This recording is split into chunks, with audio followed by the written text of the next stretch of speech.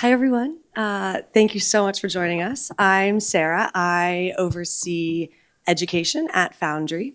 And today we have a very talented group of panelists who are going to share their insights into breaking into the VFX industry. On the far right, we have Hugo Guerra, Director and VFX Supervisor, Fire Without Smoke. Then we have Deb Stone, Director of Recruiting and Talent Development at Blue Sky Studios, Julie Kubalun, VFX Producer at Rodeo FX, and Matthew Smith, Global Head of Lighting at DNEG. So thank you guys all for being here today. What we're going to do is I'm going to dive in and ask some questions, and then I will be sure to leave some time for all of you. And then at the very end, we also have this room, I think it's till 2:30, so we're going to open up the doors a bit, and also let you guys mingle and network yourselves. So to kick things off, right off the bat, what is it? What do you guys love about working in the VFX industry? Whoever wants to start can start. I can start, if you guys, yeah. So basically for me personally, visual effects has always been a passion because it's merging between technology and creativity. That's always been my idea of it. And I have a feeling, I'm a big fan of opera, as music. And for me, I think visual effects is kind of the opera of our times. It kind of blends almost every single thing in one package. You have screenwriting, and you have filming, and you have photography merged with 3D, with animation, with acting, with everything in one box, just like opera was. So that's my take on it. Oh, sorry. I'll go next. Yeah. So I guess I'm a little bit of an outlier because I'm in feature animation, obviously, and so we're a little bubble, I guess, inside the bigger whole of visual effects. And to me, it's the people that make the industry what it is, and working with such passionate and talented people who inspire me every day, and just make amazing films and inspire the world. So that's, I guess, my quick answer. There. Well, you took already a bit of my part, because for me too, as producer, it's a lot about teamwork, about team spirit, about working together, because no one can do a film alone. It's always like a big team which is behind it. And it's also about achievement, because you can't do, or you produce something which you see later on. Like there's so many jobs where you do something and work something and you don't see what came out at the end, even though it might be just a second or a blink of an eye, but it was there, and yeah.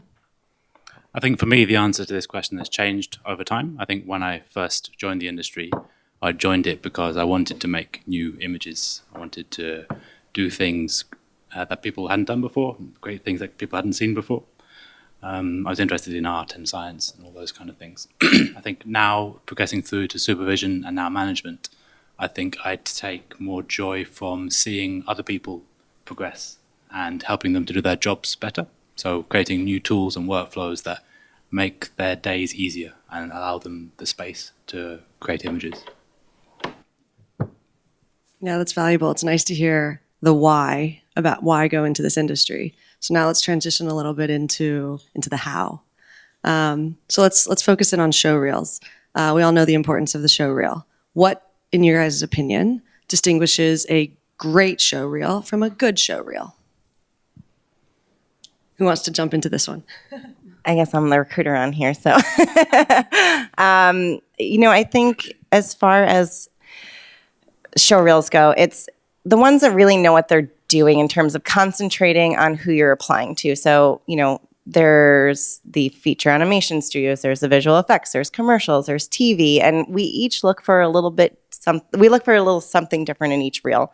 So when people are applying to us, we want to see only really what we want to see, which is a specialist. We want to see someone that, is either an animator or a modeler or an effects artist. We don't need to see the generalist reel. So typically, I think I'm skipping on to one of your other questions, but typically what I do recommend is that you have a generalist reel and you have a specialist reel, and you use that and apply to the studio that you're trying to apply to using the one that they would need to see the most. And by going to FMX and other conferences, you're going to get to know other people in the industry and kind of start to learn like what each studio looks for. But anyway, it's really showing your best work, and that's like the most important thing that anyone could ever say to you. It's taking, like, as you grow as an artist and you're adding more onto your reel, start taking off the stuff from your first year in college or second year in college. It just won't match up to, what's your stronger pieces, and make sure that your reel is only your strongest work, because it's unfortunate, but the worst thing on your reel is what's going to hurt you the most. So just keep that in mind when you're looking at your reel. Self-edit, ask your friends, ask your professors, ask people here for advice on, which pieces should you really keep in and concentrate on. Anyone else want to?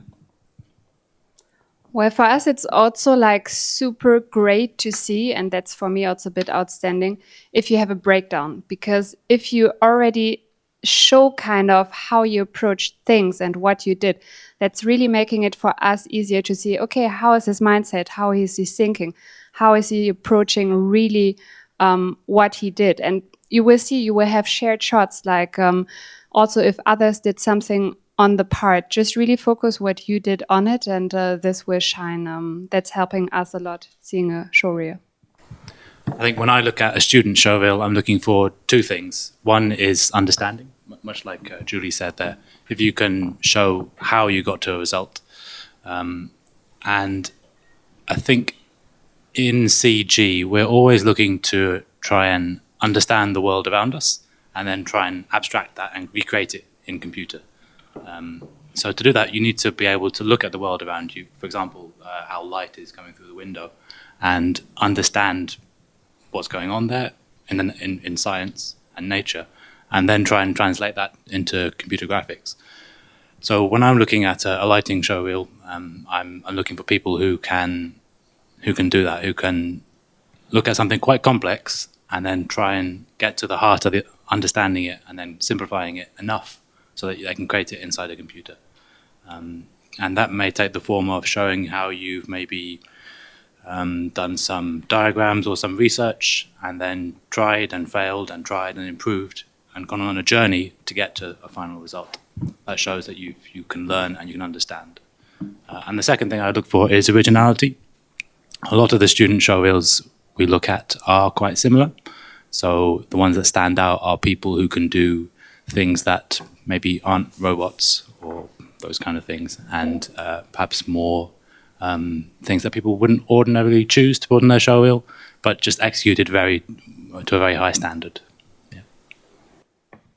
Yeah, so I don't want to repeat again because most of my colleagues already said most of it, but I just really want to emphasize the last bit there. From my experience when I was recruiting at the mill as a compositor supervisor, like I was looking for people that would present to me normal things, like I wasn't, because we were always inundated by show reels with monsters and dragons and machine guns and Uzis and cats exploding and things like that. And there's a lot of those things that either could actually pull off the people that are looking at the show reel because they might be offended by something. You need to be very careful with what you put on your show reel. You don't want to offend anyone. You want to make sure you are producing work that is the most normal work possible. Give me a good render of an amazing cell phone, or give me a good render of a car. Give me a good render of a horse. Don't waste time just producing monsters and dragons, because it might even not be in the next 10 years, anything that you would actually will do. So try to focus on doing the most normal, the most normal stuff. And those are also the most difficult things to create. It's really, really hard to render a photoreal bottle on top of a table, like really photoreal, because you're so used to it and you're so used to looking at it. But I'm not so used to looking at a dragon. So it's a bit about that, trying to make normality. That's what I look for on a CG and compositing reel. But of course, I'm speaking from a side of generalism, because I've always worked in commercials. So I don't really speak to, again, going back to what they said, really need to know what the company is so that you apply correctly to it, so that you do a show reel that is generalist, So. Yeah. Just to follow on from that, I think in visual effects, we create effects which are meant to replicate things that are real, and also things that are not real, like a dragon. But on your show reel, what we're really looking for is things that are real, because you can't honestly claim to have made a real dragon unless you can first make a real crocodile, for example, or a lizard or something, and you understand how the light reacts on those scales there. Once you've understood the real thing, then you can go on and create the fantastical thing after. Those are great insights into showreels. To change a little bit away from the emphasis on the showreel, I'm curious, in your guys' opinion, is it just the showreel? Does a great showreel always get you the job? What else is involved in assessing candidates beyond just the showreel? I definitely don't think a showreel is the only thing. I know people get really obsessed with showreels.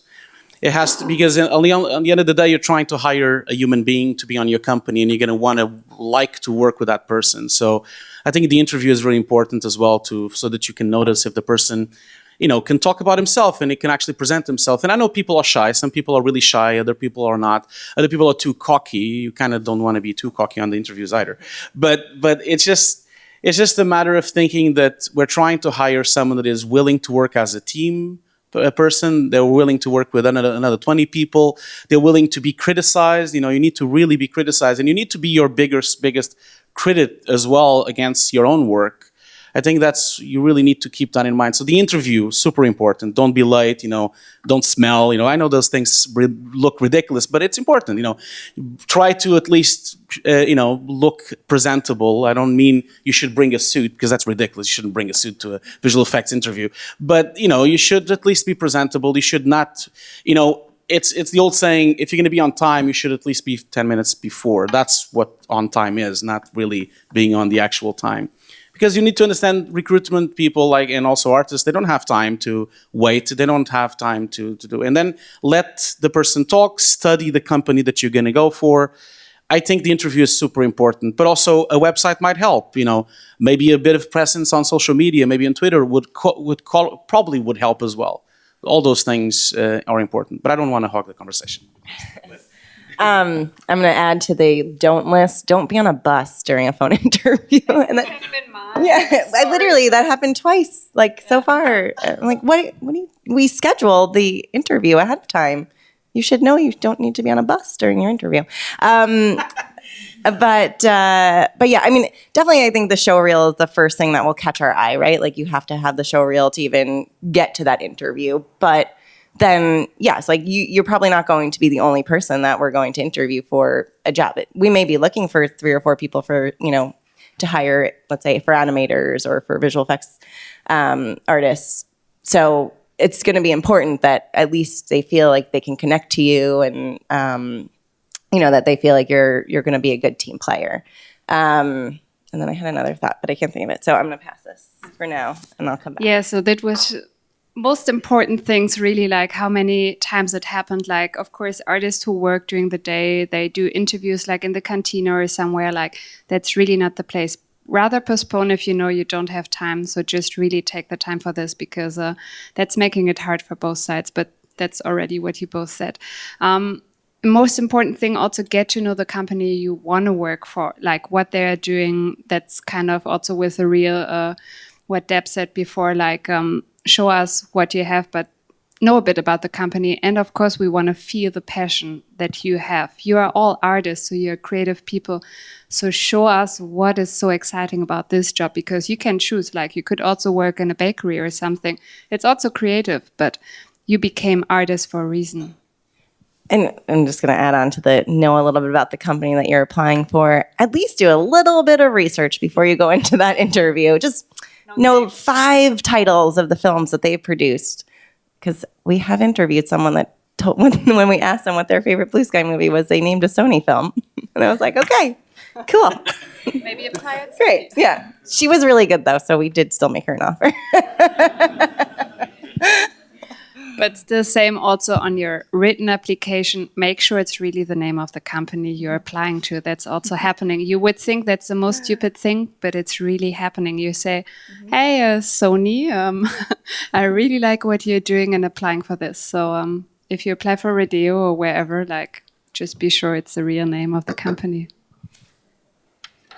Yep. So I think the showreel is important, but we're also looking for the whole package as well. I also look through your CV and your LinkedIn pages as well.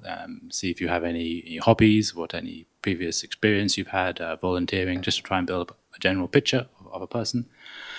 And in the interview, I think, yes, we're looking for people who can work within a team, people who can listen, people who are willing to learn, keen, all those. Because in visual effects and animation, there's a whole variety of people, different personalities. Some people are very creative, some people are very quiet, and you need to be able to at least get on with all those kinds of people. That means being a good listener and that's it. Yeah, I can't emphasize enough, I think, the importance of collaboration, which you guys touched on. It's so important. I've never taken an interview on a bus. I've never had to interview someone who was on a bus. That's a new one for me. That's great. Well, both it was alluded to a little bit earlier, but I want to ask you guys about the question around whether to be a generalist or a specialist. We know that it often comes down to the individual studios. But how should students think about whether to focus on being a generalist or specializing, and when? When do you need to really take that question seriously?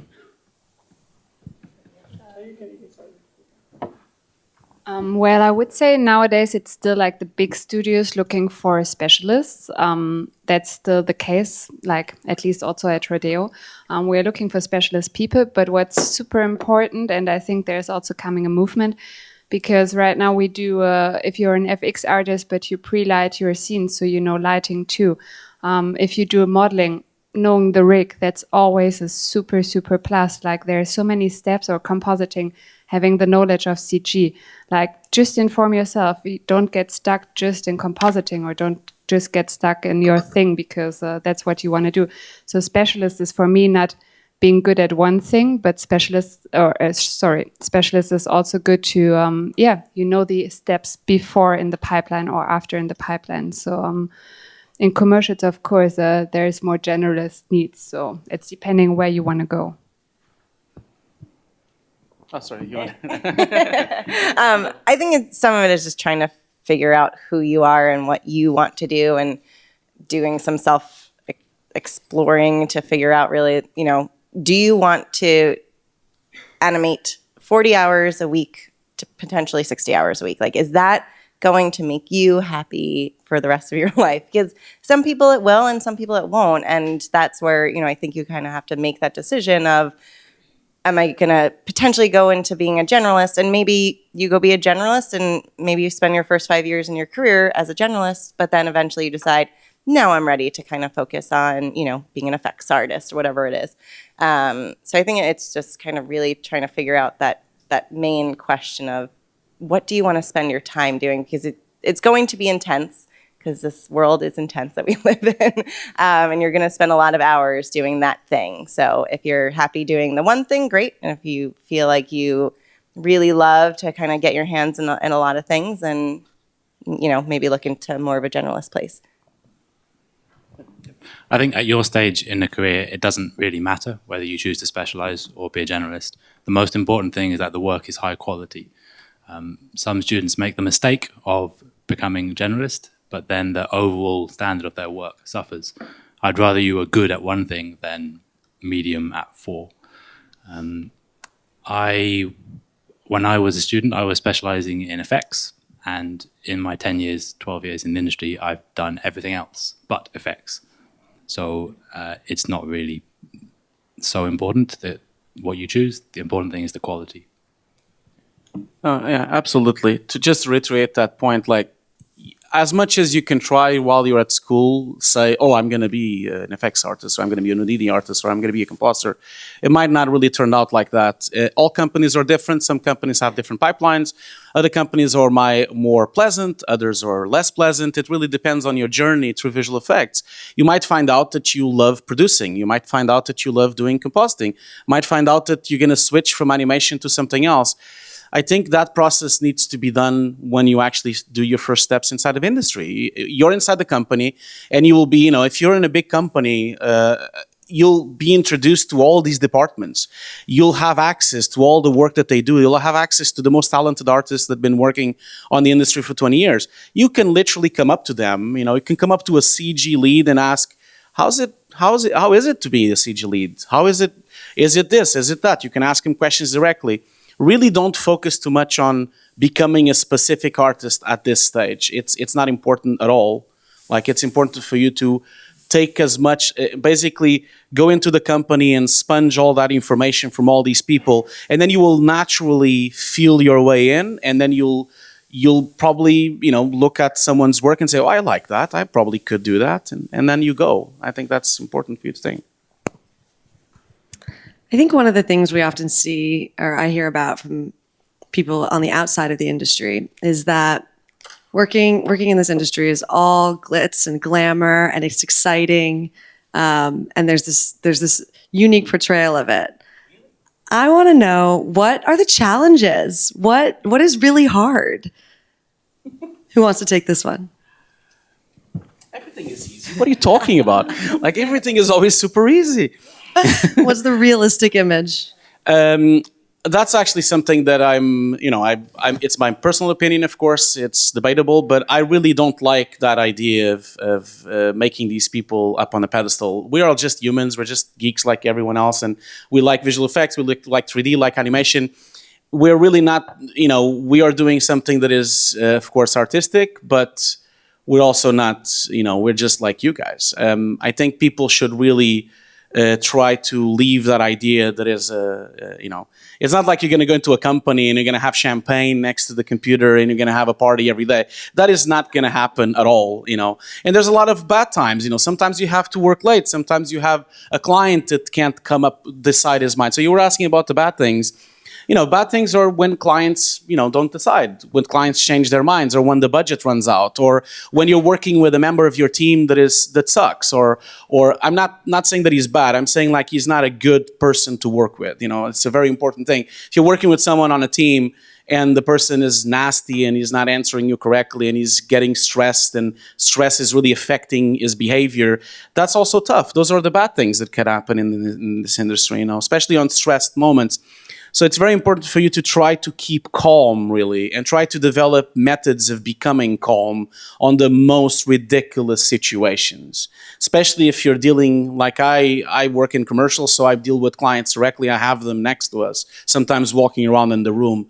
You just have to really develop a persona to try to not really, tell them everything on their face. Otherwise, you'll lose the client, But again, I'm not going to hog this conversation. Give it away. Okay.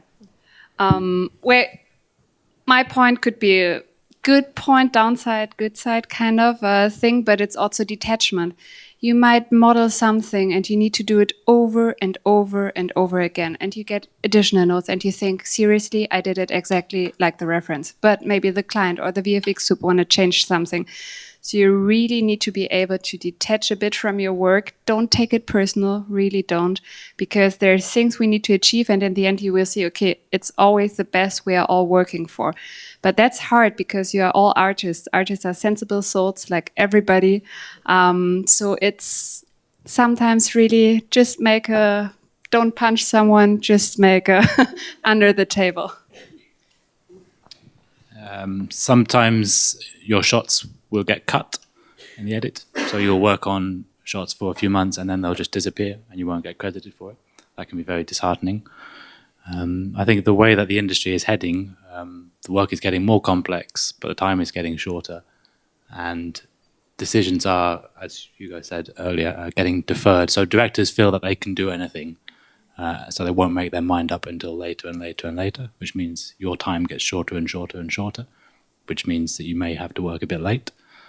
I think the important thing in those scenarios is to remember why you got into the industry, and, as Hugo says, to remain calm under pressure as well.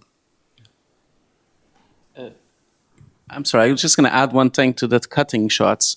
In my world, commercials and game cinematics, I sometimes don't even have shots cut. I have an entire film cut. Like, you need to get used to this. That happens all the time. I have made full CG trailers for games that never came out, and they will never come out, those trailers. And all that work, of course, was for nothing. But at the time, it was for something. What happened was the game was canceled. That happens a lot. And a lot of times you have commercials that might be for a product that goes out of stock. So maybe the company decides not to output the TV spot anymore because it's going to be more expensive to put it on TV, so they just give up. You guys really need to not be upset about that. This is just a natural thing. And I know it sucks to lose that much work. You probably worked really late. But at the time when you're doing the job, you try to do the best you can. You really can't control those things. Those things go beyond you. It has to do with marketing departments. It has to do with brands. It has to do with decisions from CEOs. At the end of the day, you have to just keep calm and think about one thing. You're getting paid. And that's a start. And at least you're getting paid. I hope you are. You're getting paid, and you've been paid for a job. That job has been done. Even if it doesn't get released, you still got paid. You need to kind of be a bit less emotional about it. And at the end of the day, as much as you love films, we're working to earn money. That's the idea. We're not pro bono compositors. That doesn't exist. So. And one more thing to add to that is you can also, when your shot has been cut, you can look back and see, what did I learn from that experience? Did I become a bit better at modeling or lighting? And that's contributed to my growth, even though I haven't been credited for the work as well. Yeah, that's a good point. Matthew, you earlier referenced sort of the shifting trends in the industry, where this industry is heading, and you mentioned sometimes deadlines are tighter. I want to throw it out and sort of dig into this a little bit further. Where is this industry heading? What are some of these trends that you're seeing, and how should junior artists embrace those changes?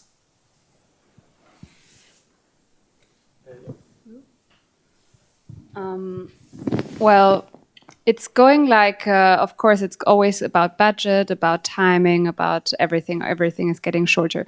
This industry is kind of really, really new. So you always need to upgrade with the newest techniques. So our tip is always like, if you think you learned something, maybe next year it's not, or it's developing. So always develop your own skills. Like, it's not after the job you go home, just like work hard, even after work, to maybe learn a new software, or just, upgrade your technical skills to learn more, because that's a never stopping progress.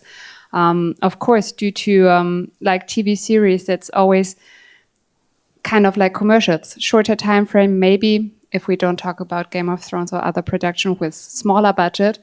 But the industry needs to develop new techniques for those kind of movies, for those kind of huge series. That's changing. I think just also just the need for more content is out there, and more studios are popping up. So it's just, being open to not going to necessarily just the big tentpole companies, but, starting out as in some of these smaller startup companies, getting some experience under your belt, because there's so much content that's needed right now, and all of these places to put that content with Netflix and streaming services, etc. So it's exciting. It's exciting times right now, I think, in the industry. It's a growth spurt for sure. Yeah, absolutely. It is super exciting at the moment. You might get, as a student, I can understand that you get obsessed about certain companies, and you kind of think, oh, my dream was to work at ILM, or my dream is to work at DNEG, this and that. But there are literally thousands of companies in the world, thousands and thousands and thousands. Just on Soho in London, there's hundreds and hundreds of them. Like, you need to understand that there is content everywhere, on Netflix, on Amazon, on Apple, on everywhere. You can start literally on any kind of industry inside the creatives industry. You don't have to be obsessed about working on a big studio. Maybe you'll get in, but there's always a sense that studio might be a matter of luck as well, because they have so many people applying to it. You might be really good, and maybe you deserve to be at ILM, but maybe you can't right now, because maybe that place is taken, or maybe they've already taken everyone. You need to really understand this industry is going to a place where you have we never had so many indie development. We never had so many indie studios of games. We never had so many indie studios of films and TV shows. And also think about the spectrum of work outside visual effects. There's an entire games industry which your talent can also be used there. You can also model in games. You can also texture in games. You can also rig in games and animate in games. So don't really focus just on one industry. It's really branching out. And I think it's important for you to understand that do a research about how all the companies are out there to try to find your groove, try to find what you like and what connects with you in terms of content, you know. On a technological front, I've seen the industry change over the last decade. When I first joined the industry 12 years ago, DNEG was writing a lot of its own tools. We were writing our own renderers, our own animation tools, and our own software packages. Today, there's much better range of tools available on the market. Maya, Houdini, Katana, Mari, Clarice, all the different renderers, they're all doing much more now. So I think on a technological front, the industry is going to head to more open source formats, OpenVDB, USD, Alembic, OpenColor.io, and there'll be a lot more collaboration between facilities.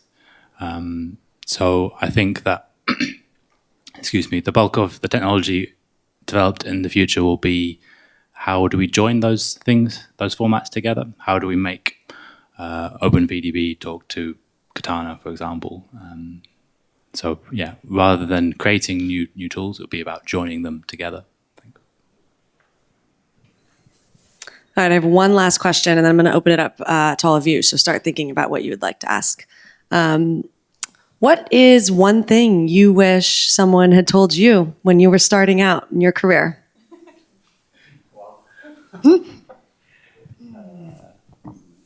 I'm going to go with, this industry is so small, you cannot be a jerk. Which I never was, so hence I've been successful. But it is, everyone in this industry is connected by 2 to 3 people. So just because you may not know someone knows someone that knows you. So just be aware of what you're doing, how you're treating people around you, and know that information, good or bad, will travel. I don't know, really. I think the one thing that I wish I had known 12 years ago was perhaps not to work so hard. I think when you're young and you want to prove yourself, it's very easy to work late and hard every night. But all that really leads to is to getting tired and making mistakes. I wish I had gone home at some nights, got some sleep, had some food, and come back fresh the next day and solve the same problem in half the time and double the quality. Yeah, actually, you just remind me of something. Thank you for that. So this is really important, and that's why I'm going to repeat again. Physical condition and mental condition is really important on the industry. And I wish that someone have told me that as well when I was young, because I'll give you an example, a really serious example. I'm 40 right now. I'm going to be 40 in a few months. And my back is completely broken from sitting too long. You know, I have a sciatica back problem, so I need to use a special chair to put my knees on. Right now on this chair, I already have pain on my leg because I can't sit on these chairs. These are the things that people forget to tell you. You know, like I have sciatica on my back. I also have a problem on my eye. I have like an inflammation on my nerve, optical nerve, because of course I've been too much in front of a computer. I need glasses. I've only started using glasses a few years ago. I never needed glasses in my life. These are really serious conditions and serious problems that could go to really serious problems if you spend too much time on a computer.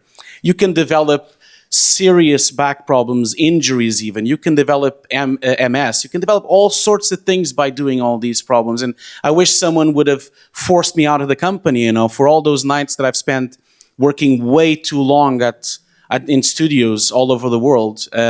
Just try to keep healthy, you know, exercise, try to keep, even if you have to work late, try to keep it to 10 hours maybe. Try to keep it to maximum 10 hours. That's already 2 hours extra, you know, that's already more than 8 hours. Maybe that would be your threshold, and then you can go and rest.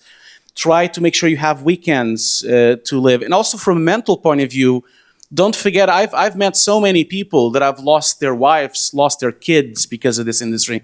Try to continue to be connected with your family. It's more important, your family, than the next trailer for Ubisoft. It is. It's much more important. The next trailer Ubisoft will drop.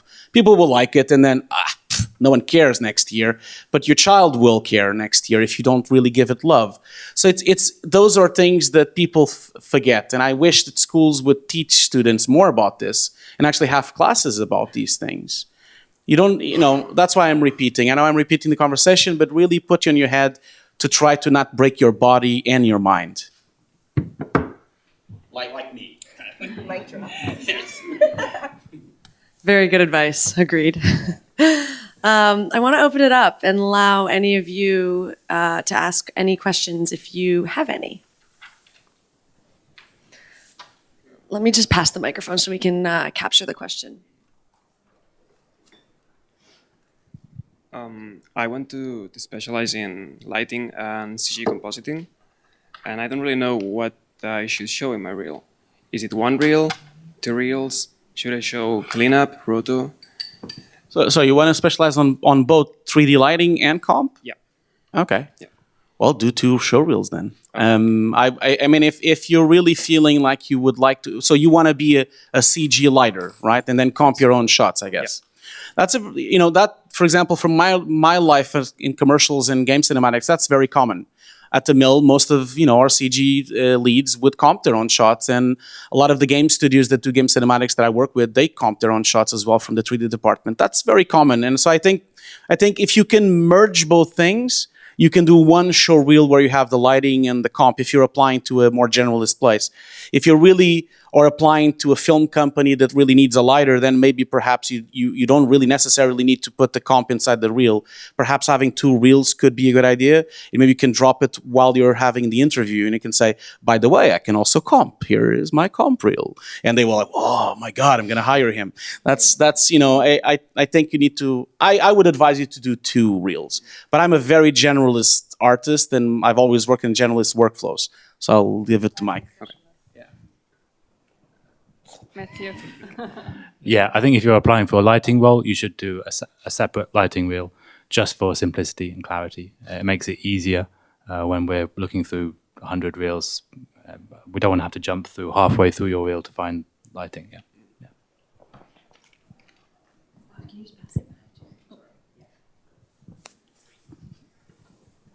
Hello. Hello. So I had a question about reels. How long is too long and how short is too short? Like what's a good length? Aim for around a minute. I would say probably less than 30 seconds is too short. If your reel is really good, I could probably watch 2 minutes of it, but no more than 2. But that's also the point what Matthew said before, like focus really what you're really good at. So just point out really your things you want to show at the beginning. I'm pretty sure you want to show everything you did, but like for a specialized lighting reel or something, show your passion, your core. I also think like 4 to 5 shots on a student reel is all you really need, because that's going to show examples of potentially different scenarios, whether it's a lighting reel and you're showing a dark scenario versus a daytime versus something else. So I think 4 to 5 usually gives you a little bit of variety within that reel. Yeah, absolutely. And I think also, 1 minute and a half for me is like the boiling point. And I think you need to start with your best shot. And this best shot that you're going to put in your show reel really shouldn't be what you think is the best shot. Try to ask other people what they think about that shot, because you might consider a best shot might not be that good if you start showing it to other colleagues on the industry or friends, or if you know people in the industry already. Maybe you are lucky to have a brother that's working on the industry, or maybe you already bumped up to someone in FMX and you have their card. You could always show those shots to someone that you already know, or if you have friends on the industry, they can also guide you through those things. But really try to make it short to the point. Really don't waste time making it synchronized with the music, because I've never heard music on showreel. I usually switch it off on the first one. So don't bother to time it to the shots. Just make sure the shots play, and then we go to the next one, and then we go to the next one. Also, don't cut them too much, otherwise we won't even understand what's going on. But also don't linger on them with a breakdown for 40 seconds. I don't need to see all the passes of AOVs passing by for 45 seconds. I know what an AOV is. I already know their names. I don't need to be told, here's a normal pass, here's a depth pass. Like, no, you can just pass them through. Just try to focus on the important parts of your shot and break that up. Like, only 7 or 8 or 10 parts of that shot. Of course, depends on the complexity of the shot, of course. Some shots will require 10 steps. Other shots will require 5 steps, so that's what I would say. Hello. Okay. This is more directed towards Deb, but I guess it's open to the floor. I'm an international student, and I want to work in Europe or the UK or the US. What advice would you give to an international student who just recently graduated and wants to break into the visual effects industry, more into the hub, say, for visual effects? So I think one of the big things that's important to get into that qualifying for a visa is, I was saying earlier, if you are more technical, then try to get SIGGRAPH papers written and published. Like, the more you have published or the more awards you've won, the more likely you'll qualify for one of those harder visas to get. The problem with visas, at least from a US standpoint, are either they take a lot to qualify for, or it's a timing issue because they only become available at certain points in the year, and then you can only hire them 8 months later. So it's a whole thing. But I think just coming out of school, or while you're still in school and you're getting through things, whatever you can do to get your films into festivals, conferences, talks, things like that, and just start to build the accolades that you can have. Other than that, the other thought is going to a school in the country that you want to go to, because getting a student visa for that school might be a little easier. And then once you graduate from that school, at least in the US, you usually have 1 year to 3 years, depending on where you're going, to work after you've graduated from that school. So then that buys the company time to apply for another visa for you. So that's my other thoughts. Anyone else have a thought on visas? I would just add one thing. Don't forget that a lot of these companies have offices all over the world. So it could be an idea that you could go into one of the offices and then work your way in to the office that you really wanted to be in. I have a lot of friends that did that. I had a lot of friends that their passion was that they wanted to work on ILM, but getting a visa to the States, to ILM, is a bit difficult. So, they started on ILM Singapore, some of them. Others started on ILM London. And now they are in on California on the original ILM. So it is also a method of studying the company you're going to apply to. Sometimes they have 5 or 6 offices all over the world, there's always a starting point that could happen. We used to do that at the mill all the time. We would have people coming in on London, and then from the London office they would jump into the LA office or would jump to the New York office, and that's very common. And it's also easier because the company has certain amount of visas they can apply, and it's a lot easier to have the company to back you up, and then you probably get a visa because of that.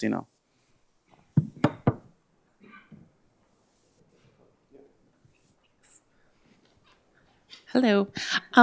If a student has started at your studio and at the end of their first year, they had a phenomenal year, and what would differentiate a new hire in them having an outstanding first year comparatively to someone that just kind of did the job? So what were some of those traits that they accomplished in their first year that really stood out to you to make them outstanding and on a future potential growth path?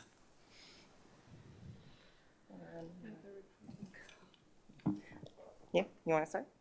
All right, fine. Hey. I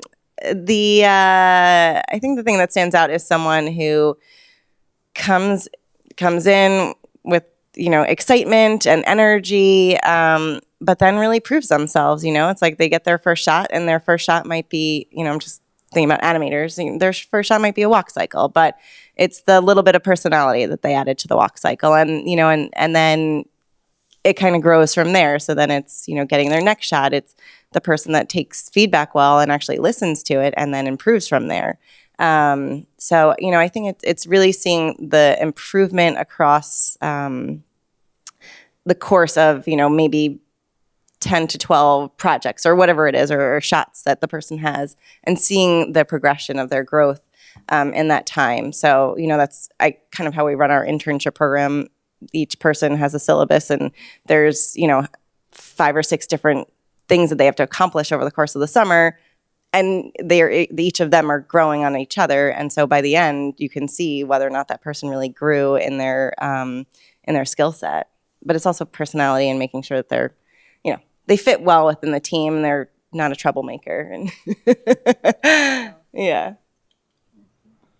Yep. I think I'll be looking to see someone who wants to make the most of their opportunity, someone who will show their own initiative to try new ideas, new approaches, and offer up new solutions. The best interns and graduates that we have will come to me with ideas and questions, and ask for how they can improve their knowledge, what books they should read, or can you give me a new assignment, or what do you think of this? So that proactive attitude that shows that you want to make the most of the opportunity is what I'd hope to see. Yeah. All right, I think we have time for one more question, but then we're also going to open it up to more one-on-one networking, and you guys can chat directly with them. So one more question for the group. Yes, can we move the microwave forward? Yeah, there you go, cool. Hello, I would also like to ask about the showreels.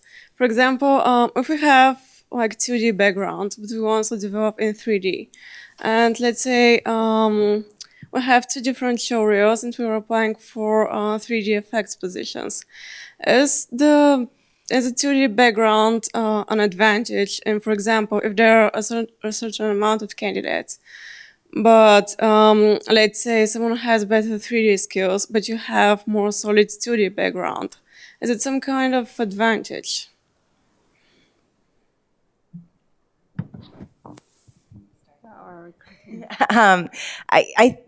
It is an advantage if the work is to the level at which your CG work is. So, if you're an effects artist and you're showing 2D effects on a 3D reel, it's not really related. Where at least like with, I guess you could use it to your advantage in planning. So that may be where, they may see like, oh, this person, they have a real nice eye for design and really understand how to kind of get that design within the effects that they're creating. So, and then with animators, it's nice to see if they have a 2D shot on their reel. But it's not going to make or break it. It's only going to hurt them if it's bad. And it's just going to be like, oh, well, that's nice if it's a good piece. So. One thing I would say is that a lot of people forget that usually, when I teach a lot and the students tend to try to work by themselves on the shots. But remember, you're going to go to a visual effects company where are going to be hundreds of people working, and they all work together, and no one really does everything by themselves. So maybe reach out to your colleagues, and maybe they would like to also be part of the shots. If you reach out to a good compositor from your class, maybe you can get your CG comped. And then the person that is comping could have a nice comp shot with some CG, and the CG artist can have a nice shot that is actually comped. Same goes for effects. The same goes for matte painting. If you're doing a nice matte painting in Photoshop but know nothing about Nuke, try to collaborate with a Nuke artist that could actually put up your matte painting in a projection. Really try to work as a team inside the school. If you're doing an animation job, try to get someone, because you probably, if you're doing animation, maybe you don't know how to light. Maybe get a lighter to light the shot correctly. It could always be good to collaborate, and also it could be good to show that you can work with other people. The recruitments will see that, okay, I've done this shot with 3 people, and there was a lighter, was an animator. It's always good to try to do that. I'm just going to say yes, and yes to everything you just said. I can't tell you how many times I've told that to students. Like, just don't worry about your lighting. Just animate your shot and then ask that guy over there because that'll help him so he doesn't have to worry about his animation. And then just claim it on your reel that, you did the animation and that's it. And that's fine. And especially when trying to specialize your reel. Nice. It's Yeah. gonna look better, the shot. Exactly. For both of you. You know, so. So yes. Yes. Cool. Thank you guys. That was so wonderful. Let's give them a huge round of applause.